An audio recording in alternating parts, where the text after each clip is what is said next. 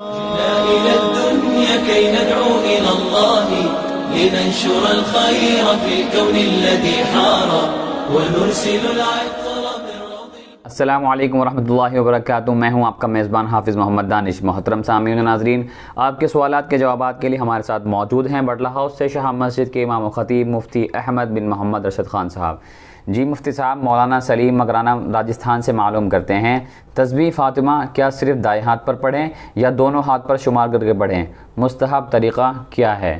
بسم اللہ الرحمن الرحیم. الحمد للہ وحدہ والصلاة والسلام علی من لا نبی بعدہ. تسبیح فاطمہ کے لیے دائیں ہاتھ کی انگلیوں پر پڑھنا یا بائیں ہاتھ کی انگلیوں پر پڑھنا، صحیح احادیث سے اس بارے میں کوئی پابندی ثابت نہیں ہے. اس لیے آپ دائیں ہاتھ پر پڑھنا چاہیں تو دائیں پر بھی پڑھ سکتے ہیں، اور بائیں ہاتھ کو ملا کر دونوں پر پڑھنا چاہیں تو دونوں پر بھی پڑھ سکتے ہیں. البتہ روایت ہے، اس کے الفاظ یہ ہیں: عن عبداللہ ابن عمر رضی اللہ تعالی عنہما قال رأیت رسول اللہ صلی اللہ علیہ وسلم یعقد التسبیح، کہ میں نے رسول اکرم صلی اللہ علیہ وسلم کو تسبیح پڑھتے ہوئے دیکھا. تو ابن قدامہ علیہ الرحمہ کے حوالے سے یہاں یہ تشریح منقول ہے کہ بیمین ہی آپ دائیں ہاتھ پر تسبیح پڑھ رہے تھے. دوسری ایک روایت یہ بھی ہے کہ اللہ کے رسول صلی اللہ علیہ وسلم اچھے کاموں کی ابتدا یا اچھے کاموں کے لیے دائیں ہاتھ کو استعمال فرمایا کرتے تھے. اس لیے ان روایات کو بنیاد بنا کر دائیں ہاتھ پر تسبیح پڑھی جائے تو یہ زیادہ بہتر ہے. حافظ الطاف جھارکھنڈ سے معلوم کرتے ہیں، ناپاکی کی حالت میں مرغا ذبح کرنا کیسا ہے؟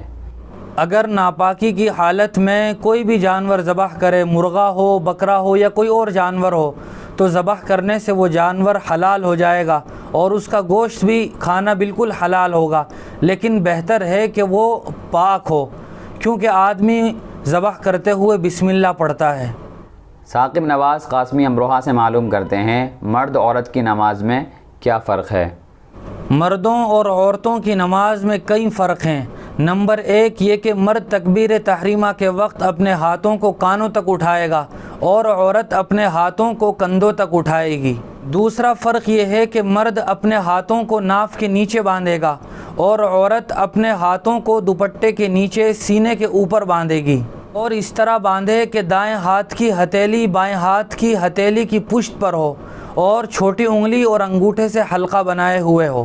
تیسرا فرق یہ ہے کہ مرد رکوع میں کمر، سر اور سرین کو برابر رکھے گا اور عورت صرف اتنا جھکے کہ اس کے ہاتھ گھٹنوں تک پہنچ جائے. پیٹھ کا سیدھا ہونا ضروری نہیں ہے. چوتھا فرق یہ ہے کہ مرد رکوع کرتے ہوئے اپنے بازوؤں کو پہلو سے کھلا ہوا رکھے، یعنی مرد کے یہ بازو ہیں وہ ان پہلوؤں سے کھلا ہوا رکھے، یعنی خوب کھل کر رکوع کرے. اس کے برخلاف عورت اپنے بازوؤں کو پہلو سے ملا دے گی اور دونوں پاؤں کے ٹخنوں کو ملا دے اور خوب سکڑ کر رکوع کرے. پانچواں فرق یہ ہے کہ مرد سجدے میں اپنے پیٹ کو رانوں سے اور بازوؤں کو بغلوں سے الگ رکھے. اس کے برخلاف عورت اپنے پیٹ کو رانوں سے ملا دے گی اور بازوؤں کو بھی بغل سے ملا دے گی. چھٹا فرق یہ ہے کہ عورتیں جب قعدے میں بیٹھیں گی تو دونوں پاؤں کو دائیں طرف نکال دیں گی. پروفیسر جاوید فاروقی صاحب کا سوال ہے، ایک آدمی بارش میں جا رہا ہے اور اس کے وہ تمام اعضاء بھیگ گئے جو وضو میں دھونا فرض ہیں، تو کیا اس کی وضو ہو جائے گی یا نہیں؟ جی ہاں، اگر کوئی شخص جا رہا تھا اور بارش ہوئی، بارش کی وجہ سے وضو کے اعضاء اچھی طرح بھیگ گئے، اسی طرح سر بھی بھیگ گیا، لہٰذا اعضاء کے بھیگ جانے کی وجہ سے اور سر کے بھیگ جانے کی وجہ سے بھی اس کا وضو ہو جائے گا. سر کے بھیگ جانے کی وجہ سے مسح کی ضرورت نہیں رہے گی. اسی طرح کوئی آدمی پاک پانی میں غوطہ لگا لے اور غوطہ لگانے کی وجہ سے وضو اعضاء بھی بھیگ جائیں اور پورا بدن بھی اچھی طرح بھیگ جائے، اور اگر وہ کلی اور ناک میں پانی بھی ڈال لے تو اس کا غسل بھی ہو جائے گا اور وضو بھی ہو جائے گی. البتہ یہ بات یاد رہے کہ ثواب نہیں ملے گا، چونکہ ثواب کے حصول کے لیے نیت کرنا یہ ضروری ہے. مولانا مجاہد پالنپور سے معلوم کرتے ہیں، میت کو کندھے دینے کا کیا طریقہ ہے اور اس وقت کیا پڑھنا چاہیے؟ میت کی چارپائی کو کندھا دینے کا طریقہ یہ ہے کہ آدمی پہلے میت کی داہنی جانب والا پایا اپنے دائیں کندھے پر رکھ کر 10 قدم چلے، پھر داہنی جانب والا پیچھے کا پایا اپنی داہنے کندھے پر رکھ کر 10 قدم چلے، پھر بائیں جانب والا شروع کا حصہ یعنی پہلا پایا اپنے بائیں کندھے پر رکھ کر 10 قدم چلے، اسی طرح پھر بائیں جانب کا دوسرا پایا اپنے بائیں کندھے پر رکھ کر ہی 10 قدم چلے۔ اور میت کو لے جاتے ہوئے نہ کسی طرح کا کوئی کلمہ پڑھنا چاہیے، نہ زور سے ذکر کرنا چاہیے۔ اللہ کے رسول صلی اللہ علیہ وسلم ایسے موقع پر خاموشی کے ساتھ رہنے کو پسند فرمایا کرتے تھے، اور میت کو قبرستان لے جاتے وقت کوئی کلمہ اور ذکر کرنا حضور اکرم صلی اللہ علیہ وسلم سے ثابت نہیں ہے، بلکہ آدمی خاموشی کے ساتھ میت کے ساتھ چلتا رہے اور دل ہی دل میں اپنی موت کو یاد کرتا رہے۔ سرفراز احمد امروہہ سے معلوم کرتے ہیں نفخہ اولا اور نفخہ ثانیہ کے درمیان کتنا فاصلہ ہوگا؟ قرآن و حدیث سے قیامت کے 2 نفخے ہونا ثابت ہے۔ پہلے نفخے کو نفخہ صعق کہا جاتا ہے، جس کا تذکرہ قرآن مجید میں ہے، فَصَعِقَ مَن فِي السَّمَاوَاتِ وَمَن فِي الْأَرْضِ۔ اس نفخے سے آسمان کے تمام فرشتے، زمین کے تمام انسان اور جنات اور جانور بے ہوش ہو جائیں گے۔ اسی نفخے سے قیامت کے دن کی ابتدا ہوگی، اور یہ پہلا نفخہ 10 محرم الحرام کو جمعہ کے دن صبح کے وقت ہوگا۔ اس نفخے اور سور کے 40 سال کے بعد دوسرا سور پھونکا جائے گا، زمین و آسمان اسی طرح قائم ہو جائیں گے، اور مردے قبروں سے اٹھ کر میدان قیامت کی طرف جا رہے ہوں گے۔ اس نفخے کو نفخہ بعث کہا جاتا ہے، جس کا تذکرہ اللہ تبارک و تعالی نے قرآن مجید میں فرمایا ہے، ثم نفخ فیہ اخری فاذا ہم قیام ینظرون۔ اسی طرح دوسری جگہ فرمایا، یوم یخرجون من الاجداث سراعا کانہم الی نصب یوفضون۔ تمام کے تمام لوگ میدان محشر کی طرف بھاگ رہے ہوں گے۔ حافظ اسامہ بمبئی سے معلوم کرتے ہیں کیا کھانے کے بعد پانی پینا سنت ہے؟ کھانے کے دوران یا کھانے سے پہلے یا کھانے کے بعد پانی پینے کا کوئی خاص وقت احادیث سے ثابت نہیں ہے۔ حضور اکرم صلی اللہ علیہ وسلم نے کبھی پانی کھانے سے پہلے بھی پیا ہے اور کبھی کھانے کے بعد بھی پیا ہے، لہٰذا آدمی جب پانی کی ضرورت محسوس کرے پانی پی سکتا ہے۔ البتہ حضور اکرم صلی اللہ علیہ وسلم کی عادت شریفہ یہ تھی کہ آپ کھانے کے بعد اکثر و بیشتر فوراً پانی نہیں پیا کرتے تھے، اس لیے اگر کوئی شخص کھانے کے بعد پانی بھی پی لے تب بھی اس کو سنت کا چھوڑنے والا نہیں کہا جائے گا۔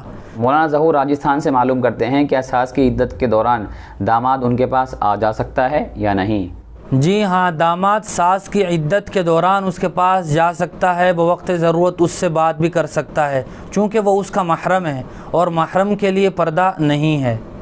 عبداللہ بھائی شاہین باغ سے معلوم کرتے ہیں ہماری مسجد میں ایک شخص نے خطبہ دیا اور دوسرے نے نماز پڑھائی، تو کیا ایسا کرنے سے جمعہ ہو جائے گا؟